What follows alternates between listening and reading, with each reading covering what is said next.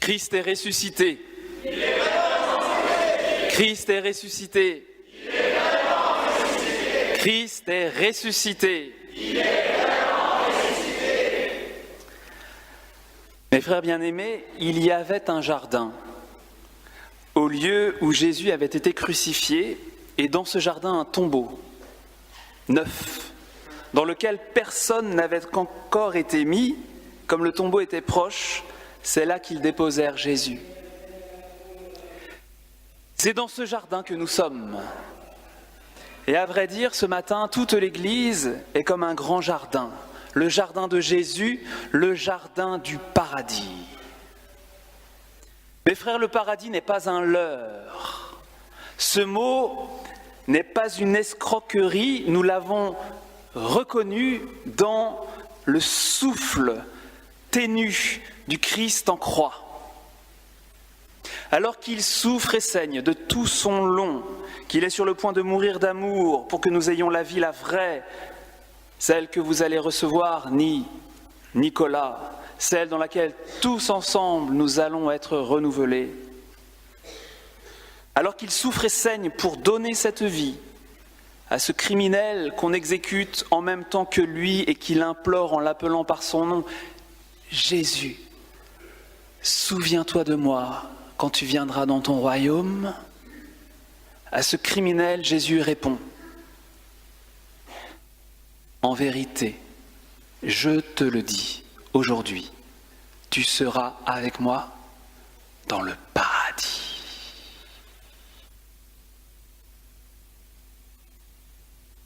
À ce moment où l'amour et les peines de Jésus atteignent leur paroxysme, il ne blablate pas, il ne l'a d'ailleurs jamais fait. Et les mots qu'il choisit ont du poids.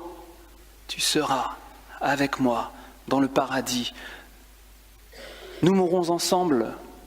Il est vrai que la mort est une porte sinistre, mais franchis-la sans peur, car je te pardonne et désormais cette porte donnera sur mon jardin le paradis où nous irons ensemble, toi et moi. Enfin, toi et moi, enfin, car pour te trouver, il m'a fallu te chercher très loin. Adam, où es-tu ? Adam, où es-tu ? Où es-tu ? Où es-tu ? Où es-tu ? Où es-tu ? Où es-tu ? Cet appel se perd dans la nuit de temps. Jésus nous cherche. Dans le livre de la Genèse, déjà, aux premières pages de la Bible, le Saint-Esprit nous parlait de cette volonté expresse du Créateur de partager avec nous un amour bienheureux. Et il s'est servi pour cela de l'image d'un jardin. Souvenez-vous, au commencement, le Seigneur Dieu planta un jardin en Éden et il y mit l'homme qu'il avait modelé. C'était un jardin magnifique où tout était beau à voir et bon à manger. Et Dieu se promenait dans le jardin à la brise du jour. Ses enfants allaient avec lui comme avec leur meilleur ami, leur meilleur allié, et c'était le bonheur. Jusqu'au jour où cette alliance originelle fut brisée. L'homme et Dieu n'allèrent plus main dans la main, cœur contre cœur. L'homme renia Dieu et ambitionna de prendre le trône. Mais l'homme ne pouvait bannir Dieu de son cœur et rester dans le jardin. Il dut en sortir et ce fut terrible. Au lieu de l'Éden, une âme à moitié destroy. Au lieu de la béatitude, les misères que l'on sait et au terme, le grand trou noir. Les portes du jardin furent fermées. L'homme était déchu, abattu, sans pouvoir se relever. Il était coupé de sa source, sans savoir où aller. Son existence terrestre est devenue une sorte d'errance. Nous perdîmes la mémoire de Dieu. En fait, l'homme n'avait pas tellement changé d'endroit, mais d'état.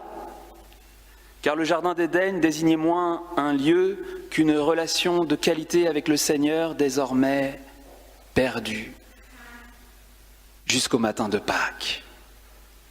Le premier jour de la semaine, Marie-Madeleine se rend au tombeau de grand matin, elle s'aperçoit que la pierre a été roulée. Le tombeau de Jésus était taillé dans le roc, dans un coin de verdure, et c'est le printemps, c'est Pâques. La pierre est roulée, le tombeau vide et le jardin tout autour, grand ouvert. Jésus, tuméfié, crucifié, a expié le péché du monde au calvaire, le pardon est offert, la réconciliation est enfin possible, une nouvelle alliance, nouvelle et éternelle, a été scellée. Et la porte pour y entrer, c'est la foi. La foi, notre foi en Jésus ressuscité, drapé de lumière comme d'un manteau. Comme le dit saint Luc dans le livre des Actes des Apôtres que nous allons entendre à l'Église pendant tout le temps pascal, « Joie, car Dieu a ouvert, même aux nations païennes, nous, la porte de la foi. » Et cette porte ouvre sur le jardin perdu, sur ce jardin de Dieu, ce jardin de la vie où nous sommes. Oh, certes, nous ne demanderons plus à Dieu d'en sortir. Il nous a trop aimés, il nous a trop bien instruits, et nous n'avons plus aucune envie de vivre sans lui. Et ce matin, nous lui rendons grâce pour cette foi qu'il nous a donnée, qu'il a déposée en nous, cette lumière parfaitement sûre et certaine qui n'est pas de notre fait, mais un don du ciel, qui met dans l'âme un rayon de la lumière par laquelle Dieu se connaît lui-même. Et c'est pourquoi celui qui a la foi ne se trompe pas.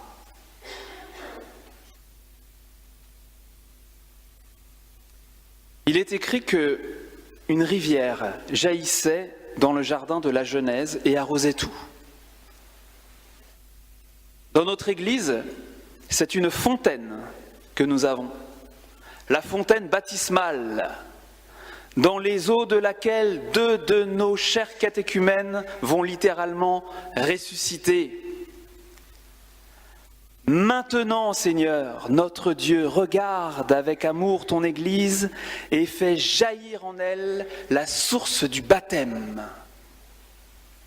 C'est la prière pour la bénédiction de l'eau du baptême. Écoutez la suite. Que cette eau reçoive de l'Esprit Saint la grâce de ton Fils unique, afin que l'homme créé à ta ressemblance et lavé par le baptême des souillures qui déforment cette image, puisse renaître de l'eau et de l'Esprit pour la vie nouvelle d'enfants de Dieu. Nous t'en prions, Seigneur notre Dieu, par la grâce de ton Fils, que vienne sur cette eau la puissance de l'Esprit Saint, afin que tout homme qui sera baptisé, enseveli dans la mort avec le Christ, ressuscite avec le Christ pour la vie, non pas à la fin du monde, mais dès maintenant aujourd'hui, car il est vivant pour les siècles des siècles, car il est vivant pour les siècles des siècles, Amen. Car il est vivant pour les siècles des siècles. Amen. Ce que Dieu a voulu dès le premier réveil de l'humanité, l'intimité avec nous et avec elle, la béatitude, l'immortalité, cela nous est donné à nouveau dans l'Église, qui est déjà le jardin retrouvé.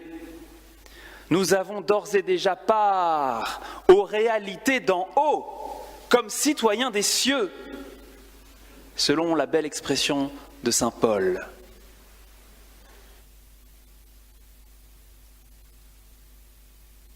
Enfin, quelque chose domine notre jardin,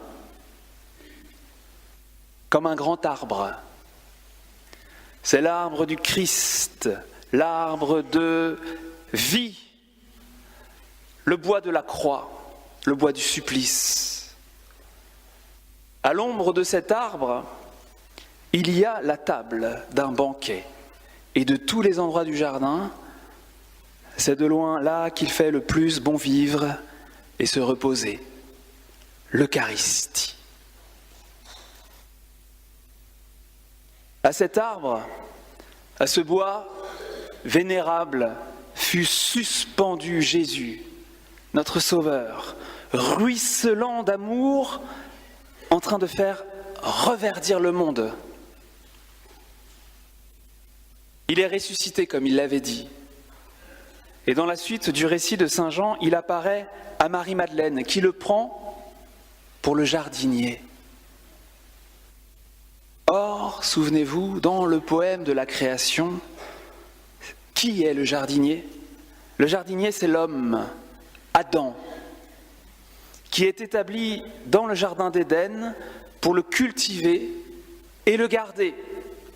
Et c'est la raison pour laquelle Jésus ressuscité, Jésus jardinier et Marie-Madeleine me font penser au premier couple humain. Comprenez-moi bien, rien à voir avec les élucubrations bidons d'écrivains récents.